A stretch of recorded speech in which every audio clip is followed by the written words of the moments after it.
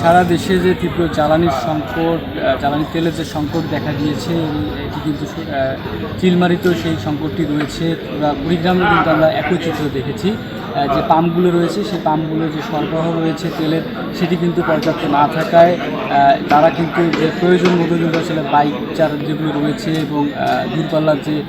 Truck বা যে গাড়িগুলো রয়েছে সেখানে কিন্তু পর্যাপ্ত তেল দিতে পারছে না। আমরা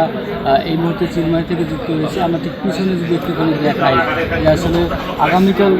সকাল 10টা নাগাদ কিন্তু আসলে তেল দেওয়ার কথা রয়েছে এবং সেই তেল নিতে কিন্তু আজকে অর্থাৎ এখন প্রায় মধ্যরাত, অর্থাৎ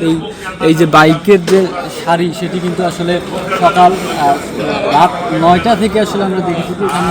বাইকগুলো রাখা হয়েছে এবং এই সারি কিন্তু থাকবে এবং তারা বলছিলেন যে আসলে তেলের সিরিয়াল পেতে আসলে এই অভিনব যে তারা যে পদ্ধতি এটি কিন্তু ব্যবহার করছেন এবং এইখানে সারা রাত এই